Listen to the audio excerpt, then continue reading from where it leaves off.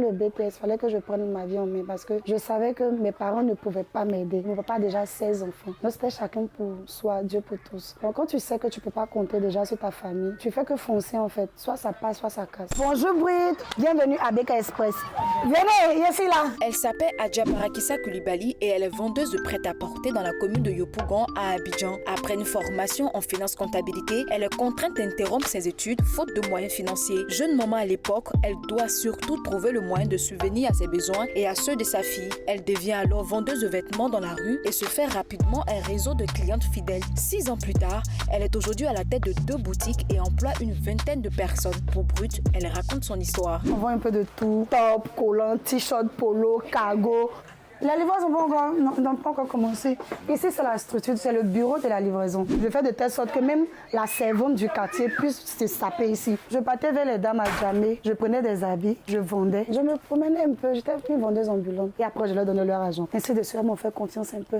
Jusqu'à ce qu'aujourd'hui, je sois aussi leur fournisseur. Je faisais un peu de tout, même des dessous, des soutiens. Si je vais, par exemple, dans un bureau, dans une banque, je m'attendais avec le vigile pour qu'il me présente les gens qui ont un peu de sous là-bas. Tout ce que je faisais, c'était pour ma fille. Elle était malade à l'époque, il n'y avait pas de moyens et je la mettais au dos pour faire tout ça. C'était ma seule motivation en fait à cette époque. Par moment, je la déposais à l'accueil chez des mamans très gentilles qui me disent ah, gardez mon enfant. C'est vrai que quand tu arrives dans certains bureaux, d'autres se disent qu'elle est venue se vendre puisque à l'époque j'étais bien spirituelle. Je te faisais des propositions indécentes, mais avec la mentalité, quand tu vois ton enfant, tu sais que tu ne peux pas rentrer dans tout ça. Bon, cette boutique à Gelée, ça fait 1 an maintenant. J'avais une boutique en haut qui était petite. J'ai fait 1 an aussi là-bas et j'avais mon conteneur où j'ai fait 5 ans. J'avais un conteneur de 1,5 mètre. C'était même dans un bas-fond, c'était dans un quartier. Il fallait que j'ai un coin pour que les gens puissent me faire confiance. J'avais créé ma page Facebook à l'époque. C'est là-bas que je proposais les articles d'autrui. Donc il fallait que j'ai un petit local pour que ces personnes puissent voir. C'est de là que tout est parti. Est-ce que tu savais que tu allais finir dans le commerce ou c'est la vie qui t'a poussé? Sans mentir, j'ai jamais pensé que ça allait se passer comme ça.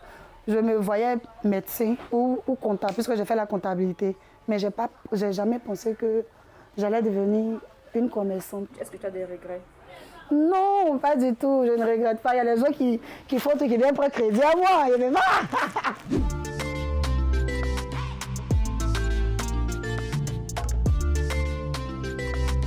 Bon, là, on va où?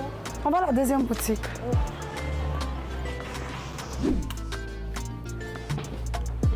Moi, déjà, je suis l'aînée de ma maman. Je suis comme sa petite sœur. Je suis en fait que j'avais des frères derrière moi. Donc, il ne fallait pas tout le temps compter sur maman. Donc, même quand je partais à l'école, que ce soit en seconde, en première, je vendais quelque chose. Parce que toujours demander, il faut me donner, il faut me donner.